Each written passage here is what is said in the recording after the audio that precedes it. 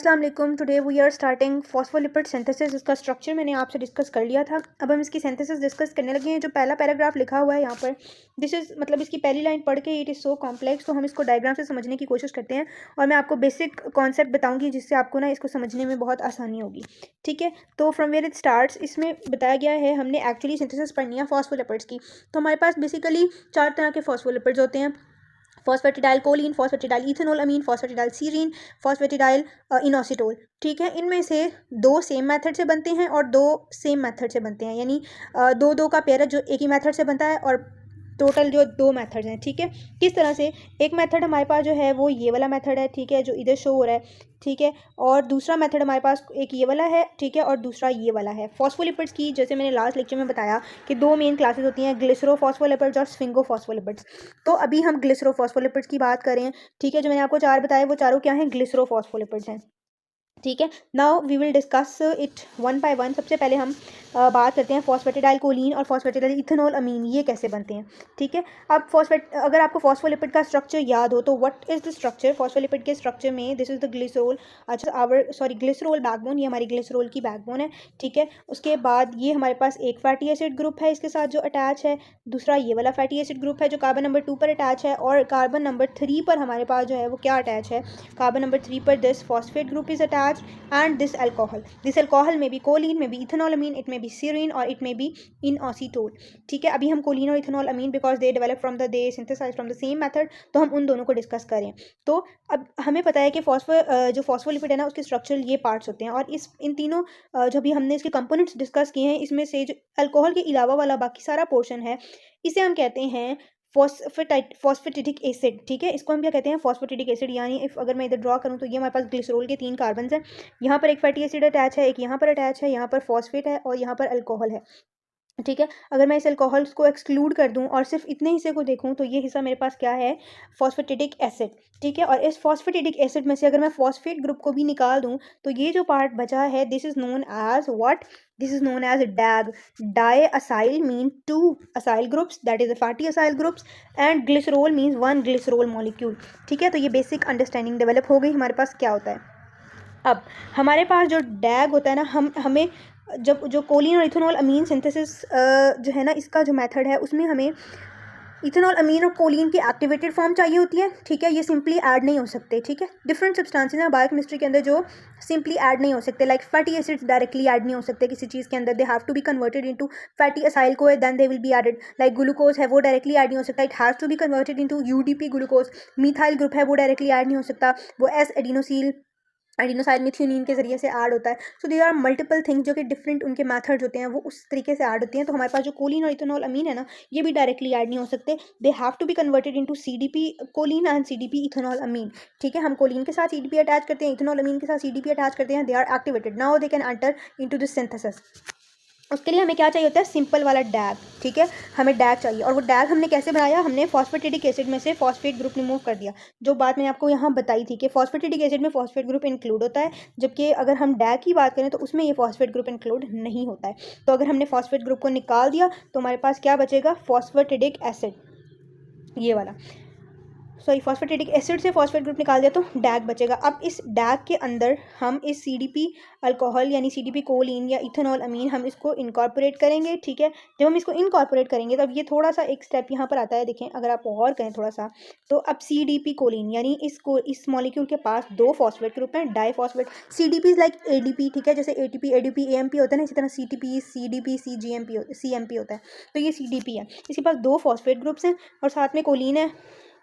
ठीक है, तो अब हम क्या करते हैं कि इसके 2 फॉस्फेट ग्रुप में से एक फॉस्फेट ग्रुप तो हमें चाहिए ना, जो हम फॉस्फोलिपिड बना रहे हैं उसमें हमें एक फॉस्फेट ग्रुप चाहिए, तो हम इसका एक फॉस्फेट ग्रुप ले लेते हैं और इसके साथ जो अल्कोहल होती है हम वो भी ले लेते हैं। ठीक है, जो इसके साथ अल्कोहल है हमने वो भी ले ली, फॉस्फेट ग्रुप भी ले लिया, रेस्ट ऑफ द थिंग हमारे पास सिर्फ सीएमपी बचता है, वो सीएमपी रिलीज हो जाता है और हमारे पास डैग और इसके मिलने से क्या बन जाता है? हमारे पास ग्लिसरोफॉस्फोलिपिड बन जाता है, वो वाला फॉस्फोलिपिड जिसकी बैकबोन ग्लिसरोल है। यहाँ स्फिंगोफॉस्फोलिपिड नहीं बनेगा, अ टाइप ऑफ ग्लिसरोफॉस्फोलिपिड बनेगा जिसमें कोलिन और इथेनॉल अमीन एज अल्कोहल ग्रुप्स यूज़ किए होंगे। तो ये तो हमने डिस्कस कर लिया इसका पाथवे। अब दूसरा पाथवे हमारे पास आता है जिससे हम फॉस्फेटिडाइल इस इनोसिटोल सिंथेसाइज करते हैं। तो वो हम कैसे करते हैं, वो इस तरीके से होता है कि उसमें हम डैग की एक्टिवेटेड फॉर्म यूज़ करते हैं। उसमें हम इनोसिटोल को सिंपली ऐड कर सकते हैं। उसमें हम जो एक्टिवेटेड फॉर्म यूज़ करते हैं वो हम डैग की करते हैं। हम जो है वो डैग को CDP में कन्वर्ट कर देते हैं। वो हम कैसे करते हैं कि हम डैग के साथ कैसे, डैग एक्चुअली बनता है फॉस्फेटिडिक एसिड से। इधर भी डैग फॉस्फेटिडिक एसिड से बन रहा था और इधर भी डैग फॉस्फेटिडिक एसिड से बन रहा है, ठीक है। तो डैग के अंदर हमारे पास फॉस्फेटिडिक एसिड इनकॉर्पोरेट होता है। जब हम फॉस्फोलिपिड बना रहे होते हैं तो फॉस्फोलिपिड के अंदर दो कंपोनेंट्स होते हैं, फॉस्फेटिडिक एसिड होता है और अल्कोहल होता है। वो जो ग्लिसरोफॉस्फोलिपिड या जो भी फॉस्फोलिपिड हम बना रहे हैं उसका फॉस्फेटिडिक एसिड कंपोनेंट हमें किसने दिया है, किसने डोनेट किया है, इस डैग मॉलिक्यूल ने। आइदर वो CDP डैग हो सकता है या वो हमारे पास सिंपल डैग हो सकता है जिसमें हमने CDP अल्कोहल ऐड करके फॉस्फोलिपिड बनाया है। अगर आप और से थोड़ा मेरे वर्ड्स को सुने तो फिर यू विल अंडरस्टैंड कि मैं क्या बात कर रही हूँ। अभी हमने डिस्कस कर लिया है। तो इस बात में हम क्या करते हैं, फॉस्फेटिडिक एसिड में हमने CTP ऐड किया। फॉस्फेटिडिक एसिड का स्ट्रक्चर अगेन इस पर आए तो ये हमारे पास 3 कार्बन है। अच्छा, मैं दोबारा स्ट्रक्चर ड्रॉ कर देती हूँ, ये थोड़ा अनक्लियर हो गया, दोबारा से स्ट्रक्चर ड्रॉ करते हैं। तो दीज आर द 3 कार्बन्स। इनके साथ इधर फॉस्फेट ग्रुप है, इधर फैटी एसिड है, इधर भी फैटी एसिड है और इधर फॉस्फेट ग्रुप के साथ अल्कोहल है, ठीक है। जो हमारे पास डैग होता है, डैग के अंदर क्या होता है, डैग के अंदर सिर्फ इतना पार्ट होता है, उसके अंदर फॉस्फेट ग्रुप भी इंक्लूड नहीं होता, ठीक है। अब हमने इस डैग के साथ ये जो हमने फॉस्फेटिडिक एसिड के साथ CTP ऐड किया ना, इस CTP में से 2 फॉस्फेट ग्रुप निकल जाएंगे, ठीक है। अब ये डैग बना किससे है, फॉस्फेटिडिक एसिड से। और फॉस्फेटिडिक एसिड में फॉस्फेट ग्रुप होता है, ठीक है। यानी एक ये वाला फॉस्फेट ग्रुप और एक फॉस्फेट ग्रुप हमने इस CTP से लिया है, ठीक है, और हमने इसको कन्वर्ट कर दिया है CDP में, ठीक है। अब होना तो ये चाहिए था ना, अगर यहाँ पर आप इस इक्वेशन को देखें तो CTP में से 2 फॉस्फेट निकल रहे हैं तो उसको CMP में कन्वर्ट होना चाहिए था इधर, बट वो CMP में कन्वर्ट इसलिए नहीं हो रहा क्योंकि हमने जो प्रिकर्सर मॉलिक्यूल लिया है वो फॉस्फेटिडिक एसिड है, उसके पास अपना भी फॉस्फेट ग्रुप है। तो जो हमारे पास न्यू CTP का जो फॉस्फेट ग्रुप है वो आकर लगेगा, वो इसके साथ यहाँ पर लगेगा, ठीक है। If I use a different colour तो वो हमारे पास इस जगह पर आकर लगेगा और जो अल्कोहल है वो इसके साथ अटैच होगी, ठीक है। तो इस तरह से हमारे पास 2 ही फॉस्फेट ग्रुप आएंगे जिसकी वजह से हमने इधर CDP लिखा है, ठीक है। इफ़ यू कैन सी, तो CTP एंटर हुआ, उसके 2 फॉस्फेट निकले कंसेप्चुअली, और बाय लुकिंग एट दिस तो आपको लगेगा CMP आना चाहिए था, पर CDP इसलिए आया है क्योंकि एक फॉस्फेट ग्रुप इस फॉस्फेटिडिक एसिड के अंदर भी हमारे पास जो है वो प्रेजेंट था, जो हमने इधर मिला के CDP लिखा है। अब हमारे पास डैग एक्टिवेट हो गया, CDP डैग बन गया। अब इस CDP डैग के अंदर हम सिंपली इसके साथ अल्कोहल इनोसिटोल ऐड करेंगे, ठीक है। जब हम इसके अंदर इनोसिटोल ऐड करेंगे तो अब अगर आप स्ट्रक्चर रिवाइज करें फॉस्फेटिडाइल इनोसिटोल का, तो उसका स्ट्रक्चर क्या होता है, 3 carbons with fatty acid phosphate group और इनोसिटोल। लेकिन अगर हम इस मॉलिक्यूल को देखें तो इसके यहाँ पर एक और फॉस्फेट ग्रुप है एक्स्ट्रा, वो हमें नहीं चाहिए, ठीक है। तो हम उस फॉस्फेट ग्रुप को निकाल देंगे और CDP भी हमें नहीं चाहिए। तो CDP में 2 फॉस्फेट्स हैं, एक हमें चाहिए तो हम रहने देंगे, और जो CMP बचेगा ना, CMP विद मोनोफॉस्फेट, वो निकल जाएगा और अल्कोहल इनोसिटोल इसके अंदर यहाँ पर आकर अटैच हो जाएगी। तो ये जो हमारे पास स्ट्रक्चर बनेगा पूरा इतना, without this phosphate group, this is known as phosphatidyl inositol. So that's how it is formed. ये बेसिक समरी लिखी हुई है लिपिनकॉट के इस पेज के अंदर, ठीक है। तो अब हम इसको थोड़ा सा रीड कर लेते हैं और मैं बेसिक आपको बातें बता दूंगी जिससे आपको समझ आ जाएगी। अब तो क्या लिखा हुआ है यहाँ पर फर्स्ट लाइन में, if we will look at it, तो glycerophospholipid synthesis involves either the donation of a phosphatidic acid, यानी फॉस्फेटिडिक एसिड आ रहा होता है हमारे पास CDP डाइसाइड ग्लिसरॉल से टू एन अल्कोहल, ठीक है। सिंपल अल्कोहल होती है और CDP डैग होता है, ये दोनों यहाँ से CDP डैग से फॉस्फोलिपिड सिंपल अल्कोहल में देंगे तो हमारे पास फॉस्फोलिपिड बन जाएगा। और या तो हम फॉस्फेटिडिक एसिड ले लेते हैं phosphomonoester of the alcohol from CDP alcohol, यानी दूसरे केस में हमने क्या किया, CDP अल्कोहल ली थी और उसको डैग को ट्रांसफर किया था, ओके। तो इस तरह से हमारे पास जो है वो फॉस्फेटिडिक एसिड मिलता है। और ये फॉस्फोमोनो ईस्टर ऑफ अल्कोहल, यानी वो जो अल्कोहल है उसके पास हमारे पास एक फॉस्फेट ग्रुप होता है, ठीक है। सेकेंडली उसके बाद इस पैराग्राफ में क्या लिखा हुआ है, उसके बाद इस पैराग्राफ में लिखा हुआ है कुछ एक दो बातें कि जो ये प्रोसेस है ये स्मूथ एंडोप्लाज्मिक रेटिकुलम के अंदर हो रहा होता है। उसके बाद जो है ये गोल्जी में जाकर इसकी पैकेजिंग होती है और जो है एक्सोसाइटोसिस से ये जो फॉस्फोलिपिड्स हैं ये रिलीज हो जाते हैं, ठीक है। और सेकेंडली वो एक्टिवेशन वाली बातें मैंने आपको बता दी हैं, वो सारी यहाँ लिखी हुई हैं।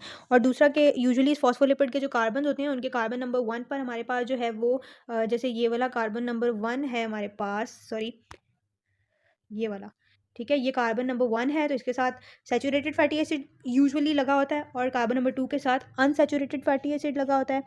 ठीक है, तो ये बात लिखी हुई है। सेकेंडली, अब अगर आ जाए फॉस्फेटिडिक एसिड की सिंथेसिस पर कि फॉस्फेटिडिक एसिड कैसे सिंथेसाइज होता है, तो So from this diagram we can appreciate the synthesis of phosphatidic acid that it starts from glycerol phosphate। ठीक है, ग्लिसरॉल से हम ग्लिसरॉल 3 फॉस्फेट बनाते हैं, फिर हम उसमें ग्लिसरॉल बैकबोन बन गई, then we will be transferring fatty acids to each, क्योंकि हमने 2 फैटी एसिड्स चाहिए फॉस्फेटिडिक एसिड के स्ट्रक्चर में, तो हम पहला फैटी एसिड ट्रांसफर करेंगे with the help of acyl transferase, और फैटी एसिड मैंने जैसे बताया डायरेक्टली ट्रांसफर नहीं होता, हम फैटी असाइल कोए ट्रांसफर करते हैं। ठीक है, ये हमारे पास फैटी असाइल कोए है। उसके बाद हमारे पास आता है जो प्रोडक्ट बनता है विद 1 फैटी एसिड। ठीक है, this is the glycerol backbone, उसके ऊपर एक फैटी एसिड लग गया है और नीचे फॉस्फेट ग्रुप भी है। ठीक है, क्योंकि हमने ग्लिसरॉल 3 फॉस्फेट से स्टार्ट किया है, तो थर्ड पोजीशन पर फॉस्फेट है, तो इसको हम कहते हैं lysophosphatidic acid. Secondly, another fatty acyl CoA will be incorporated into this molecule in the presence of acyl transferase another enzyme.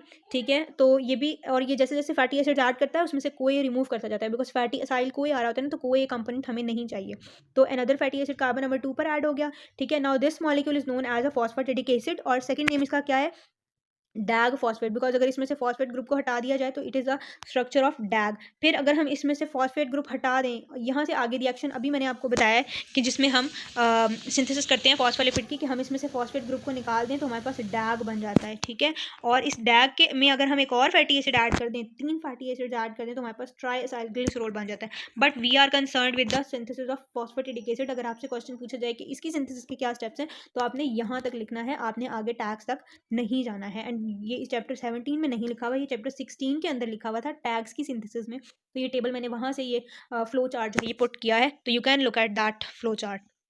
Phosphatidic acid synthesize हो गए, उसके बाद क्या लिखा हुआ है ब्लू बॉक्स के अंदर, एसेंशियली ऑल सेल्स, ये जो प्रोसेस है, ये सिंथेसिस ऑफ फॉस्फोलिपिड्स, ये माइटोकॉन्ड्रियल प्रोसेस है, तो ये जिन सेल्स में माइटोकॉन्ड्रिया नहीं होता वहाँ नहीं हो सकता। सेकेंडली, जो टैग की सिंथेसिस का प्रोसेस है, ये सिर्फ लिवर में और इन सारी जगहों पर होता है। ठीक है, उसके बाद आ जाते हैं, अब हम बारी बारी हर टाइप ऑफ फॉस्फोलिपिड की सिंथेसिस डिस्कस करेंगे, जो कि मेजर मैंने आपको डायग्राम में समझा दी है। ठीक है, और फॉस्फेटिडिक, ये यहाँ पर लिखा हुआ है कि phosphatidylcholine and phosphatidyl amine are the most abundant phospholipids. ठीक है, और ये कैसे सिंथेसाइज होते हैं, हम इसको डिनोवो भी सिंथेसाइज करते हैं विद इन द बॉडी, और हम डाइट से भी ले रहे होते हैं। ठीक है, बट हमारे बॉडी में हम डाइट से कोलीन इथेनॉल अमीन ले रहे हैं, फिर हम बॉडी में उसको इनकॉर्पोरेट करते हैं into phosphatidic acid to form phospholipids. ठीक है, उसके बाद हमारे पास आता है कि फॉस्फेटाइलइथेनॉलमीन और फॉस्फेटाइडल कोलीन को हम कैसे सिंथेसाइज करते हैं। ये वही बातें लिखी हुई हैं कि हम काइनेसिस की हेल्प से पहले इनकी फॉस्फोराइलेशन कराते हैं, इन्हें फॉस्फोमोनोईस्टर्स में कन्वर्ट करते हैं, ये उसकी फॉर्म है। ठीक है, उसके बाद इसको हम ट्रांसफर करते हैं to a molecule of DAG. ठीक है, डैग के मॉलिक्यूल से ट्रांसफर करते हैं as we have seen in this diagram to form phospholipids. ठीक है, देन कोलिन रीयूटिलाइजेशन की सिग्निफिकेंस क्या है कि हमारी बॉडी में जो कोलिन प्रेजेंट है ना, उसका सिर्फ ये फंक्शन नहीं है कि उसने फॉस्फोलिपिड बनाने हैं, हम एसिटाइल कोलिन भी बना रहे होते हैं, तो हम वो कोलिन अगर सिर्फ यूज़ करें जो हमारी बॉडी में है, तो बहुत कम फॉस्फेटिडाइल कोलिन बनेगा, जो कि फंक्शंस की नीड्स को मीट नहीं करेगा, तो हमने डाइट पर भी बहुत ज़्यादा रिलाई कर रहे होते हैं। तो वैल्यूज़ लिखी हैं कि मेल्स और फीमेल्स में कितनी इंटेक होनी चाहिए to meet the demands of phosphatidylcholine synthesis. उसके बाद ये लंग सर्फेक्टेंट का बहुत इंपॉर्टेंट कंपोनेंट है। अगर आप फॉस्फेटाइल कोलिन का स्ट्रक्चर देखें, तो जहाँ पर 2 फैटी एसिड लगे होते हैं, अगर हम वहाँ पर 2 पाल्मिटिक एसिड के मॉलिक्यूल्स लगा दें, तो हम इसे कहेंगे डायपाल्मिटॉइल फॉस्फेटिडाइल कोलिन। ठीक है, ये जो डायपाल्मिटॉइल फॉस्फेटिडाइल कोलिन है, ठीक है, this is a very important components of lung surfactant which is a liquid present on the alveolar cell that reduces the surface tension, that reduces the pressure to inflate the alveoli and reduces and that prevents the alveoli to collapse। ठीक है, जिसको हम एटिलेक्टेसिस कहते हैं, तो very very important, और ये type 2 pneumocyte से बनता है और वहाँ से सिक्रीट होता है। ठीक है, इस पूरे पैराग्राफ में ये सारी बातें लिखी हुई हैं, तो अगर ये नहीं होता इनफ क्वांटिटी में या प्रीमेच्योर बर्थ हो जाती है, तो उन बच्चों में रेस्पिरेटरी डिस्ट्रेस सिंड्रोम हो जाता है। एंड अदर थिंग कि इनिशियली ये नहीं बनना स्टार्ट होता, ये 33rd या 32nd वीक ऑफ गेस्टेशन के बाद बनना स्टार्ट होता है, उससे पहले इसकी जगह पर स्विंगोमाइलिन बन रही होती है। तो अगर हम एमनियोटिक फ्लूइड में स्विंगोमाइलिन और इसकी रेशो चेक करें, तो शिफ्ट जब हो जाता है ना, इट मीन्स अगर 32nd वीक के बाद हमें शिफ्ट नज़र आता है एनालिसिस करने के बाद कि फॉस्फेटिडाइल कोलिन बनना स्टार्ट हो गया है, तो इट मीन्स के baby is lung is maturing normally. Otherwise अगर स्टिल स्विंगोमाइलिन प्रेजेंट है, इसका मतलब है कि अभी लंग मेच्योर नहीं हो रहे हैं। तो ये इस पूरे ब्लू बॉक्स में ये सारी बातें लिखी हुई हैं। देन उसके बाद क्या लिखा हुआ है कि हम अगर मदर को अगर लंग मैचुरेशन नहीं होती तो हम उसे एक्सेलरेट करने के लिए मदर को ग्लूकोकॉर्टिकॉइड्स दे सकते हैं, और बेबी को आफ्टर बर्थ अगर प्रीमेच्योर बर्थ होगी और अभी तक लंग मैच्योर नहीं हुए तो हम उसको एक्सोजेनसली हम उसको लंग सर्फेक्टेंट दे सकते हैं to prevent respiratory distress syndrome.